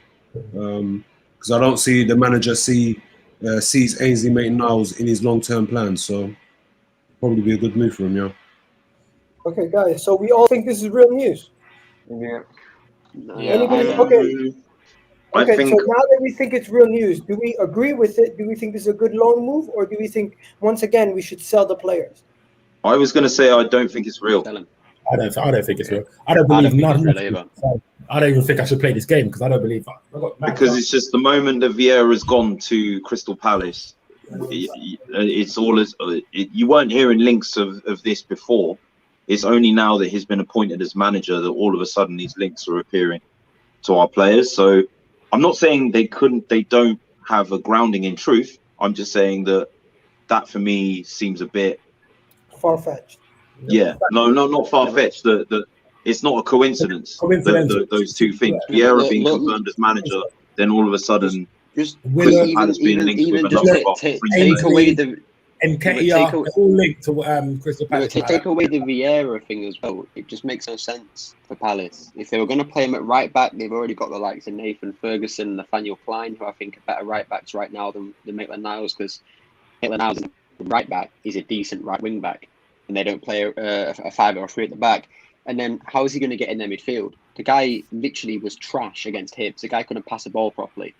Why is he going to play ahead of Milalejevic, Michael Olise, who they've just bought, Kouyaté, MacArthur, any of these players? They're going to drop him to the bench. It makes no sense for Palace to take this player in any case, because he's not better than anything they've got. So for me, even again, why are we loaning these players? Why are we loaning players? Sell them. Get the money for them. This is what I don't get. So I think he's really off. I think we're going to sell him off to a championship team, because I think that's his level right now. Okay. Whoa. Okay. One second. Enough about that. It is supposed to be a quick game. Harry, I probably assume that you think it's real also. I mean, I don't know. I think it's real news. I think AZ Maitland-Niles leaving on loan is real news, whether it's Crystal Palace or not. But either way, it's going to be any of those clubs: Crystal Palace, Brighton, Southampton, the promoted clubs. It's going to be, all of that level of team. So I would say it's real news in that respect. Arsenal Football Club have no intention to renew Lacazette's contract and will be either losing him on a free or getting rid of him this transfer window. Real news or fake news? I'd say real news. Real news. I'll say real news as well. I also think it's the right thing to do. If you don't get the money for him that you want, then keep him for a year. He's obviously a good spirit around the dressing room. He's still a useful player. Still pops up with good goals. He's obviously good around young players. So if you're not going to get like anything upwards of 10 million for him, and we don't necessarily need the money, what's the point of giving him away for 5, 6, 7 million? Like, you might as well just keep him and let him go on a free. That's the way I look at it. Sorry, who's he linked to? No. He's not linked. They're saying that he's not going to renew his deal, and Arsenal is not going to give him a new deal, and they're not going to sell him. They're either going to sell him now, or they're just going to let his contract run down. Yeah, I hear that. I mean, if someone comes in with a good offer, I would sell him. But I just think for the sake of like anything less than 5 million, I'd say, well, what's the point? You may as well keep him. But I don't know. Would everyone be happy with Lacazette? Yeah, if someone offered 5 million, would you take it for Lacazette? No, not for 5 million. No. Because I would rather lose him on a free. Yeah, because I'll be real with you. I feel that playing Lacazette up front, he links up the play with our younger players better than what Aubameyang does. But then saying that Aubameyang gets put on the left more time than playing central. So if Aubameyang was to be played as the target man or like the main striker up top in and around the penalty box, maybe we could get more out of him. But yeah, I would definitely keep Laka if only clubs are interested and value him as 5 mil. Like, I wouldn't accept that at all. Okay. Next one, Aslan, this is your moment to shine. Tell us about your brother, the Turkish brother, who is the right back for Sassuolo. We spoke about this last time, if you remember. He's the young man who plays for Sassuolo. Bro, I'll be real with you. Before the Euros, I never knew of this guy, Mert Muldur or Muldur. And yeah, like from what I've seen of him in the Euros, he didn't convince me enough to be interested, to be honest. I mean, from like the little research that I have done about him, he is like a utility player where he can play across the defensive line.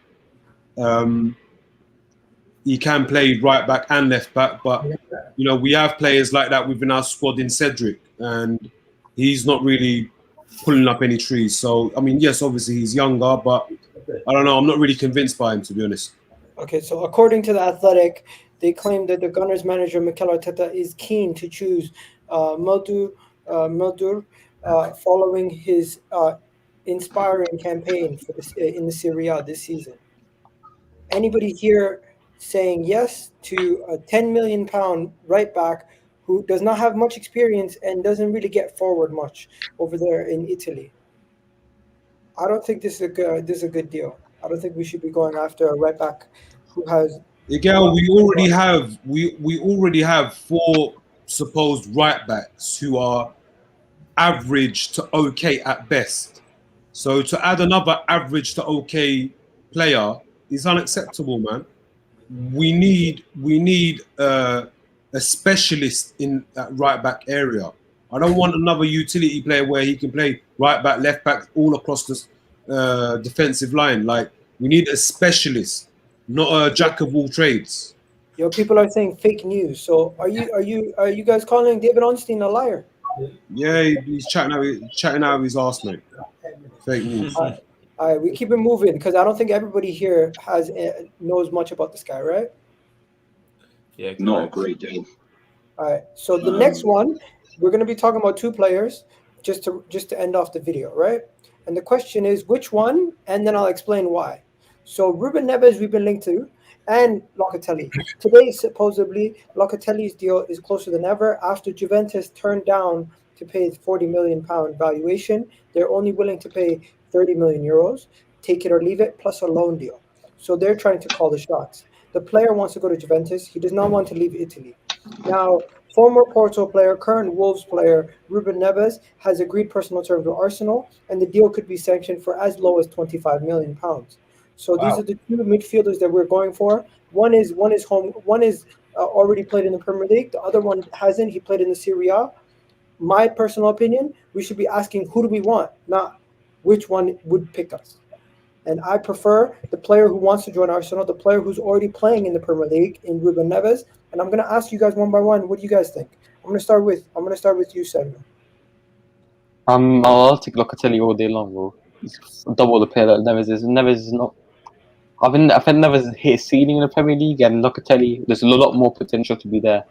But as I said, Locatelli doesn't want to go to Arsenal. He's still waiting for Juventus. So, well, I think transfers are like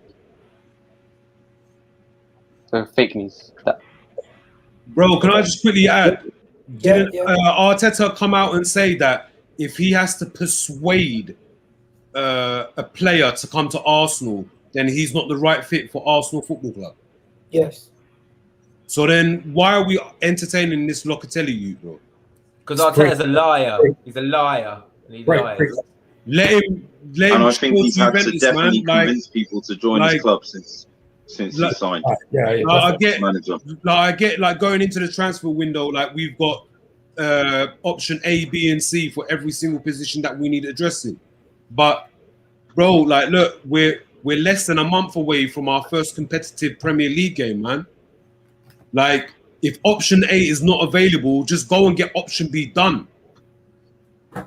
This is unbelievable, man.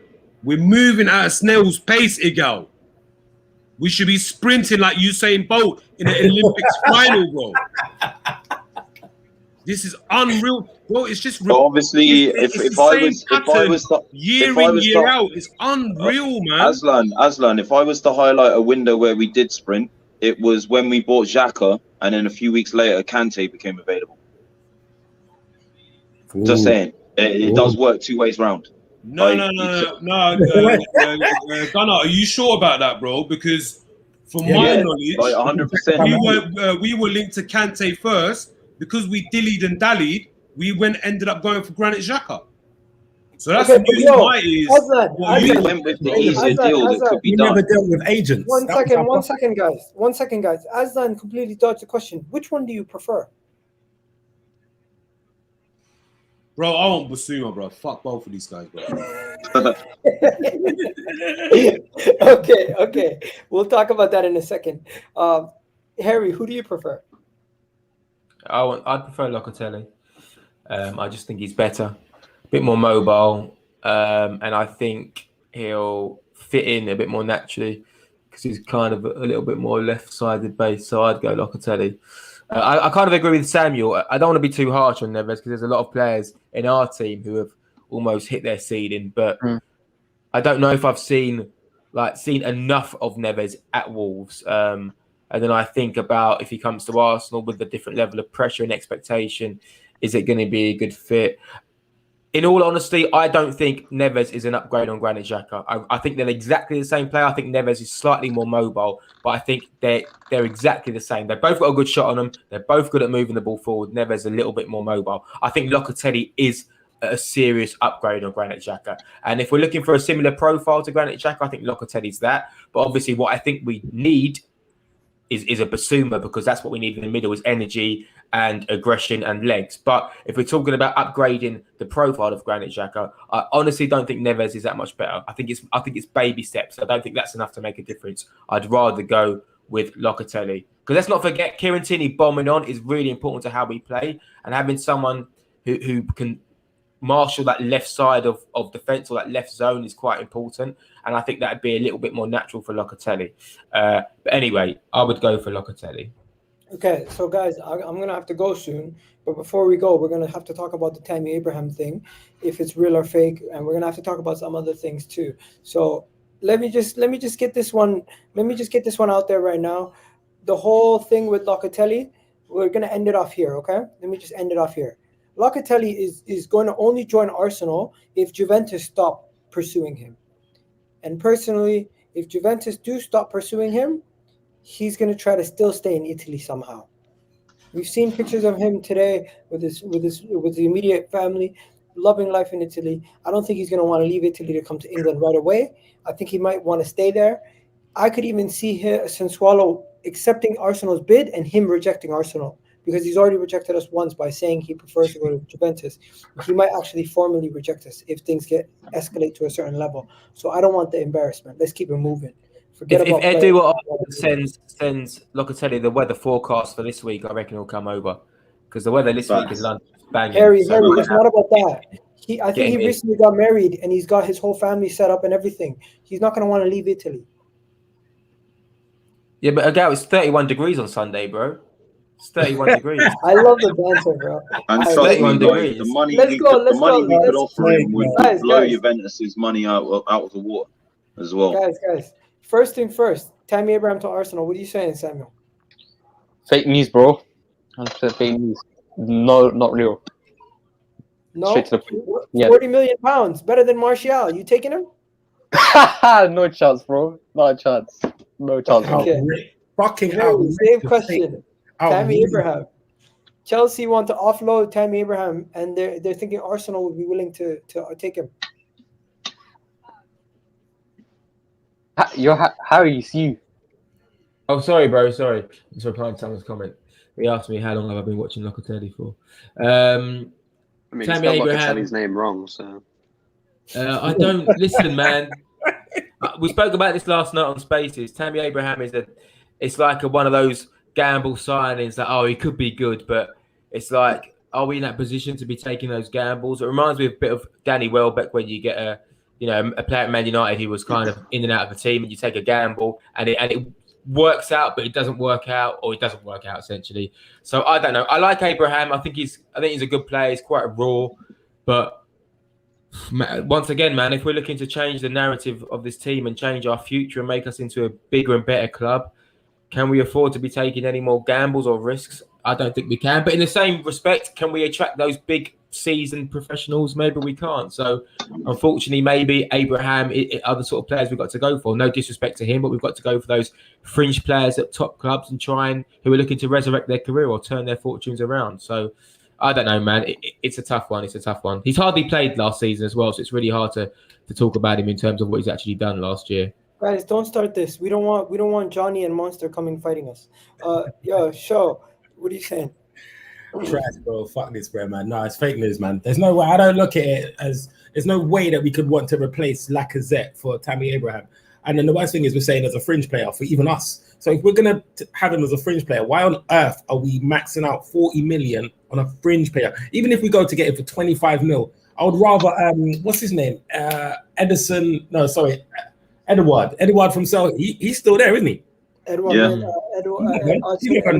I would rather Moussa Dembele. Is that from Bro, Moussa Dembele hasn't scored a goal in. I don't care. I'd rather him, bro. Like, honest to God, I would rather that Dembele because I know what he's capable of.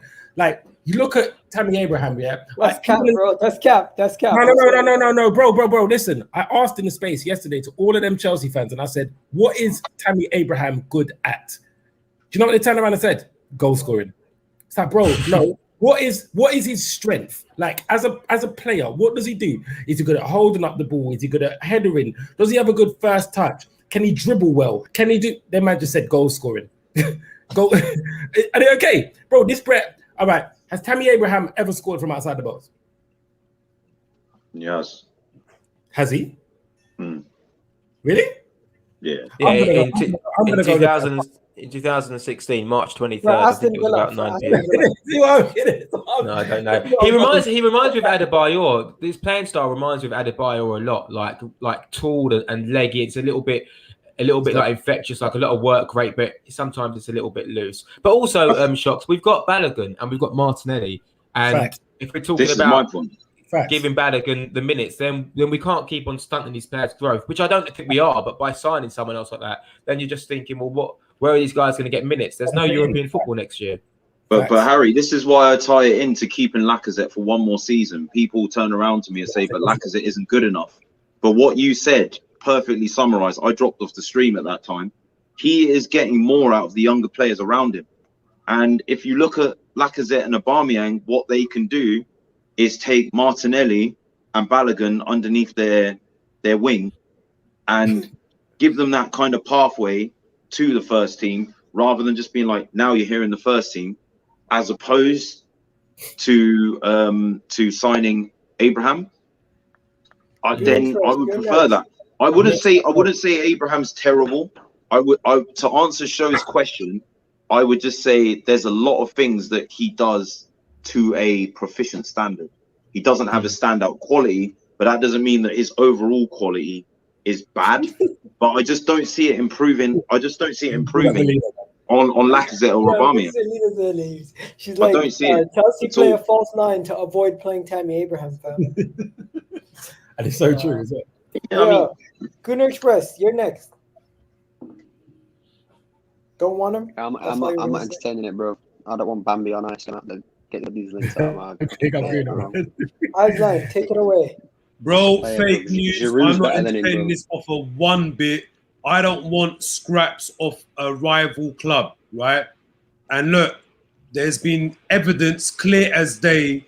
Man United, ex-Man United players, ex-Chelsea players, we've had a track record of buying these players, bringing them to Arsenal, and it hasn't worked out. I don't want us to buy a single Man United player going forward into this new decade. I don't want us to buy a single Chelsea player going into this new decade. No. I don't want to contribute into Chelsea's pockets in order for them to go out and identify their top summer signing. I don't want us to go out and buy Man City's players for them to go and identify their top summer signing. It's unacceptable. I will not have it. I don't want him. I won't entertain it. It's fake news. There are players though from Chelsea that you would take, bro. It's just don't try to. No, Shocks. I'm not having it, bro. I'm not having it. When we signed William Dallas, Yossi Benayoun, Petr Cech, David Luiz, Willian, you can't be telling me that there are players from Chelsea that we will take. I'm not taking it, bro. I'm not having it. I'm not going to allow my club to contribute into their pockets in order for them to go and sign Haaland this year, bro. No. It's unacceptable. That's what I'm saying. Why don't we, if we're going to take one of them man's players, go and take one of their best players? I know it will be extremely hard. We can't afford it, bro. We can't even go and get Brighton's best player. We can't even go and get Basuma, bro. I've been saying that for the longest. Don't write it off. I've been saying that for the longest, bro. We still can't even do that. We're a mess, bro. We're a mess. I think we can. It's just I would take so much of Chelsea's players. Dizzy, allow the guy. Fringe players that get into a fucking false 9 system, bro. I'm not taking them, man, bro. I don't want. How on earth do we elevate if they can't help you elevate? I'm sorry, and now everyone will say, "Oh, you lot got to lower your standards." No. And this is where mentality, man. This is where I'm with Aslan.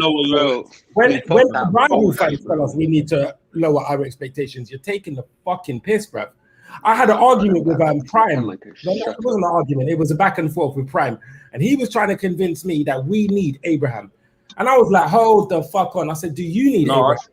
I think what's clear though is the profile of someone who's a bit more physical and offers a bit more of a physical presence and prowess for a striker. I can buy into that because Lacazette does that, bro. Lacazette and yeah, but wait a second. Bro, man said to me, bro, that Prime let me just ask this question. Let me ask this question, bro. You see that Prime you? See that Prime you? That Chelsea. One second. Dizzy, why are you blocking the guy for saying this? Let him say what he wants to say. Don't mute him. Why are you paying £50 million for Brighton's worst? The guy, why are you moving like a dictator, bro? What's going on, bro? Are you Mugabe, bro? What's going on? Bro, I'm trying to why are you muting me, bro? Comment section. 1 second. You can say what you want to say in a second. I was just saying, yo, Dizzy, bro, don't block the guy for saying what he's saying, bro. Then you're gonna get unwarranted hate for no reason. Just let him talk about football. When he's talking about football, it's fine. If he's talking about personal people on the channel, that's fucked up. Allow him, bro. Anyways, continue. What are you saying? No, wait, I just wanted to say quickly, just one thing. End it, bro. There's no. Why are we discussing about? No. Let the guy's shit, bro. Yeah, and I've got one thing to say on the matter as well. So, who remembers the second half of Tottenham? Yeah, when we played the first game against them, and we were crossing after crossing after crossing into the box. I remember that. Like aerial balls into the box. But yo, he can't head for shit. Yeah, but that's what I'm saying. What relevancy does this have to Tammy Abraham? The guy can't head the ball. No, so what bro, relevancy does Gunnar this Express, you're not listening. What I'm saying is the profile. Yeah, I'm not saying it has to be Abraham. Yeah, but we're not saying getting a obviously striker, like taller, faster, that bigger. profile of a bit someone a bit taller. We're not getting a striker though. 1 second, please. Yo, Azam, what were we gonna say? Bro, I don't want Tammy Abraham. Yeah, he can do one, bruv. He's not Arsenal quality. I don't want him, right? And like Gunnar Express said, let's just dead this conversation, bruv. I did it. There's no need the to. The guy is just shit, bro. I don't get why people are actually entertaining this shit. The guy's shit. They just want money for Ireland. That's all they're doing. They're driving up prices. Yo, Aslan, look at what you started, bro. My bad, bro. Oh my Sorry, God, no. I was just on a roll and you muted me, like, you know what I mean? Nah, bro. The moment I heard Prime, I'm like, bro, the less said, the better. Bro, do you know what that guy said to me? Do you know what that guy said to me on a space one time? That he would take Granit Xhaka at Chelsea. That's when I know he's capping, bro. The guy is he knows what he's talking about. Prime's got a great football knowledge, and I respect him wholeheartedly. I haven't interacted with the brother like that, but I'm just saying, at that moment when I did, he said to me that he would take Granit Xhaka at Chelsea. He's capping.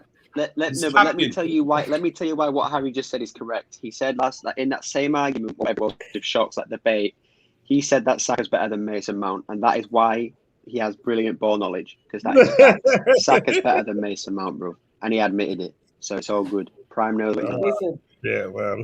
If you speak to Prime every day, he will not tell you his agendas. But if you don't speak to him every day, he'll show you his agendas. You get what I'm saying? I understand Prime. I know what. I get Prime. That's my guy. Anyways, let's keep it moving. Chelsea brothers. Brother, I'm a Chelsea fan. Tammy Abraham is horrible in the air. He is not physical at all, and he's only good in the box. Well, don't we have that in Eddie Nketiah? Debate so over, bro. We're just gonna go and get go out and pay 40 mil for a tall, lanky Eddie Nketiah. Next topic. Guys, everything Tammy isn't better, bro. That's it. Balogun's better. Come on. Guys, that's it. That was it. The final story is the most ridiculous one of all. Nicolas Barella, Inter Milan have said they are not interested in doing a Nicolas Barella swap deal for Hector Bellerin, and that he's not being sold in any way or form. don't blame him, bro. Barella for Bellerin. Fucking hell. Shafted. We're actually sick in the head. We honestly they'd be getting shafted. Barella for Harry, Bellerin. why do you cross your arms like that? Because there's just that underlying hate for Xhaka and Bellerin, and it just reminds me of what I haven't missed about talking about Arsenal. Yeah. It's like, Yeah, the underlying hate, Harry, is that they're shit footballers and we're sick and tired of watching them week in, week out. We're bored of paying money to watch them play. All right, guys, I'm going to end the video at this point. Like, Harry, do you think this is a fake rumor, yes or no? Of course, yeah, it's a fake rumor or it's a really crazy offer to make Inter. But yeah, I think Bellerin is on his way out to Inter Milan, right? It's just a case of confirming whether it's an obligation to buy or a transfer fee. But yeah, I'm not sure why Barella would come to us. Yo, no guys, I'm doing a us. video. I'm doing a video on the weekend with my cousin, Ali, who I had on last time. And the topic of the video is going to be, is it Pepe's fault or is it the right back's fault? Why is Pepe underperforming this season? Or is it Arteta's fault? And we're going to be going through that because we really want to figure out what the hell's going on with Pepe.